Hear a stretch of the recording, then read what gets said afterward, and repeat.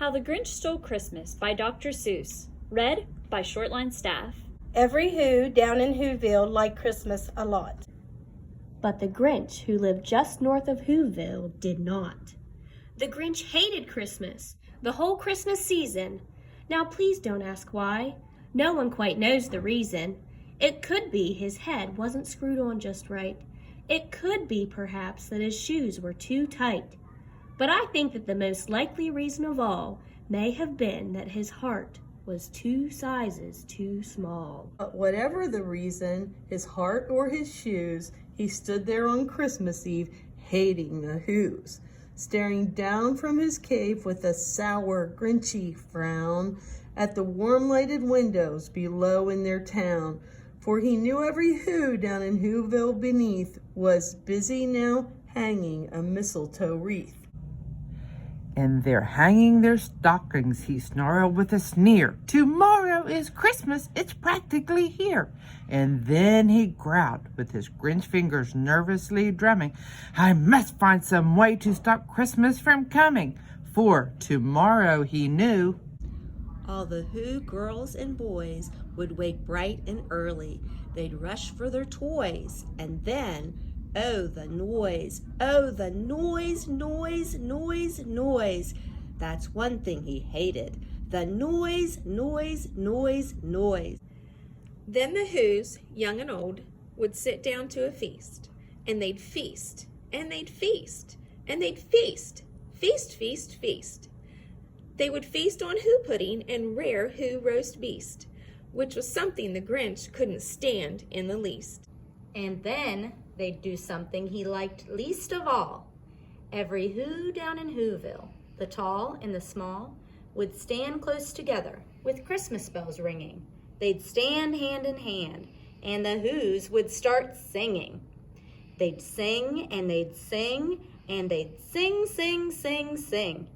And the more the Grinch thought of this Who Christmas sing, the more the Grinch thought, I must stop this whole thing. Why, for 53 years I've put up with it now. I must stop this Christmas from coming. But how? Then he got an idea, an awful idea. The Grinch got a wonderful, awful idea. I know just what to do, the Grinch laughed in his throat, and he made a quick Santa Claus hat and a coat. And he chuckled and clucked. What a great Grinchy trick! With this coat and this hat, I look just like Saint Nick. All I need is a reindeer. The Grinch looked around, but since reindeer are scarce, there was none to be found. Did that stop the old Grinch? No, the Grinch simply said. If I can't find a reindeer, I'll make one instead. So he called his dog Max. Then he took some red thread and he tied a big horn on the top of his head. Then he loaded some bags and some old empty sacks on a ramshackle sleigh, and he hitched up old Max. Then the Grinch said, giddy up, and the sleigh started down toward the homes where the Whos lay a-snoozin' in their town. All their windows were dark, quiet snow filled the air. All the Whos were all dreaming sweet dreams without care. When he came to the first little house on the square, this is stop number 1, the old Grinchy Claus hissed, and he climbed to the roof, empty bags in his fist. Then he slid down the chimney a rather tight pinch, but if Santa could do it, then so could the Grinch. He got stuck only once for a moment or two. Then he stuck his head out of the fireplace flue, where the little Who stockings all hung in a row.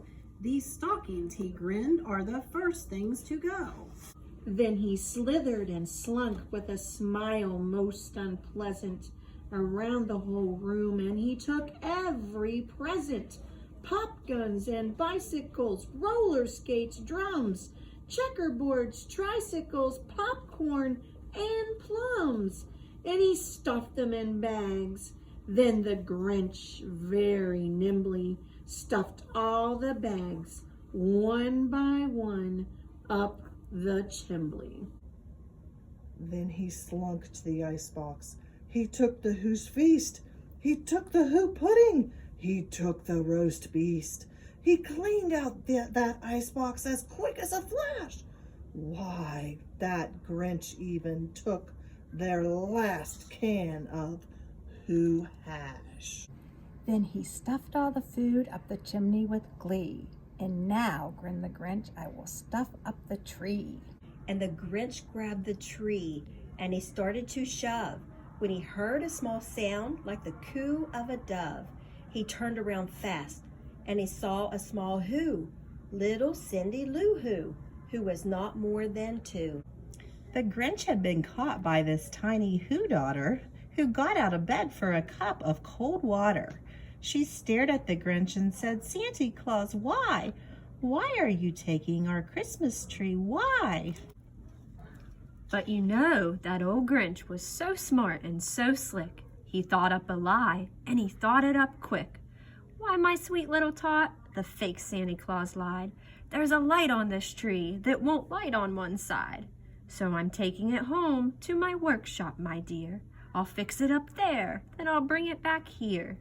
And his fib fooled the child, then he patted her head, and he got her a drink and sent her to bed. And when Cindy Lou Who went to bed with her cup, he went to the chimney and stuffed the tree up. And the last thing he took was the log for the fire. Then he went up the chimney, himself the old liar, and on walls he left nothing but hooks and some wire. And the one speck of food that he left in the house was a crumb that was even too small for a mouse. Then he did the same thing to the other Who's houses, leaving crumbs much too small for the other Who's mouses. It was 15:15 dawn, all the Who's still abed, all the Who's still a snooze, when he packed up his sled, packed it up with their presents, the ribbons, the wrappings, the tags and the tinsel, the trimmings, the trappings. 3,000 feet up the side of Mount Crumpet, he rode with his load to the tip-top to dump it. Boo-hoo to the Who's, he was grinchiously humming. They'll find out now that no Christmas is coming. They're just waking up. I know just what they'll do. Their mouths will hang open a minute or two. Then the Who's down in Whoville will all cry, boo-hoo. "That's a noise," grinned the Grinch, "that I simply must hear." So he paused, and the Grinch put his hand to his ear, and he did hear a sound rising over the snow. It started in low, then it started to grow. But the sound wasn't sad. Why, this sound sounded merry. It couldn't be so, but it was merry, very. He stared down at Whoville. The Grinch popped his eyes. Then he shook.